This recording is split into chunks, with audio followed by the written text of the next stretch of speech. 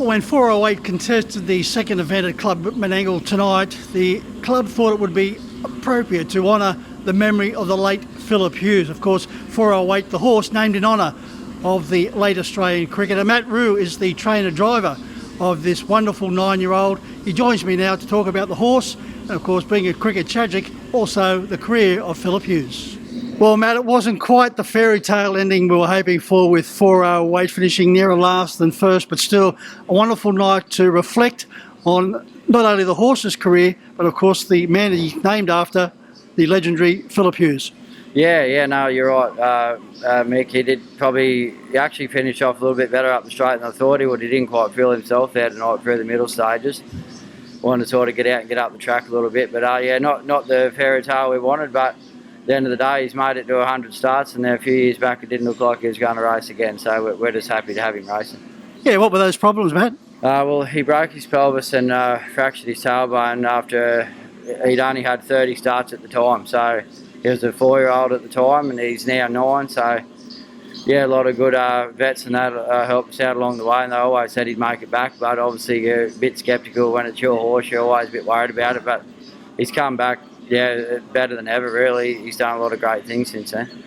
He's won over 300,000 in prize money, Matt. He's now had 27 wins and 37 placings, so he's always been a reliable performer. Yeah, sure has. Like, he's a few gears off them top line horses, but like on his day he can go with them when things go his way, like in the Shirley Terminal the other week they ran it how he likes to be run, and he was tucked away on the fence there and got out late and put 20 on him and he wasn't even in front, turned for home, so that's just what he can do. But he's just been a genuine performer for the 7 years of his racing career. He's just done a really good job, and he makes us proud every time he steps out.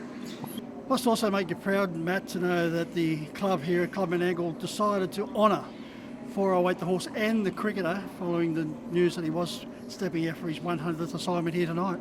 Yeah, it does. I wasn't too sure whether people would pick up that it was his 100th start or not, and yeah, it is. It's good. It's good that people recognise the name. When I actually named him, I wasn't too sure if a lot of people would pick up on what it meant and what it stood for and things like that.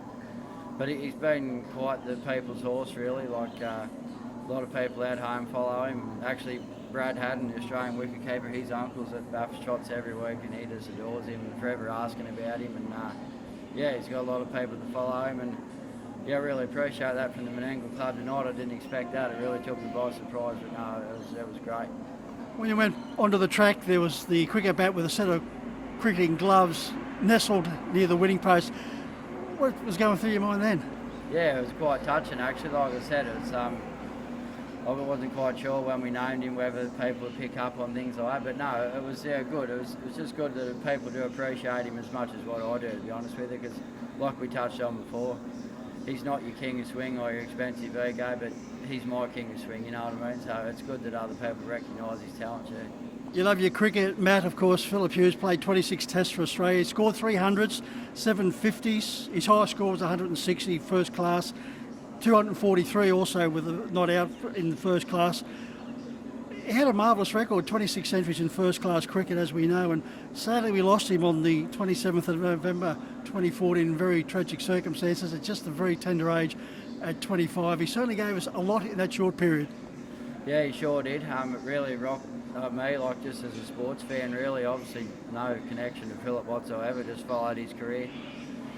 Philip always had crazy amounts of talent, but he was always sort of under the spotlight, so to speak, for his sort of technicality, the way he batted. A lot of the experts sort of said that the way that he moved around in the crease and moved his head a lot, that's what he was getting himself into trouble. And so at the period that Philip got hit with the ball and was tragically killed, he was back in the Sheffield Shield just trying to get his style back where it needed to be and things like that, and was playing well at the time. And yeah, it affected a lot of the Australian cricket community. Like at the time, the Australian captain Michael Clarke, I think it was the beginning of the end of him, to be honest. He was never the same after it.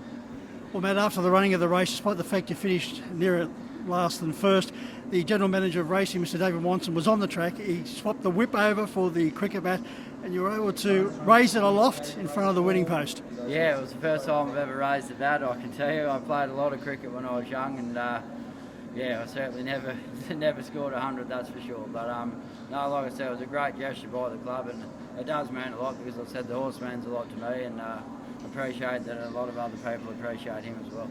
Well, Matt, in honour of 408 celebrating 100 starts and in honour of the man he was named after, the late, great Philip Hughes, one more time, let's see you raise that bat in honour of both.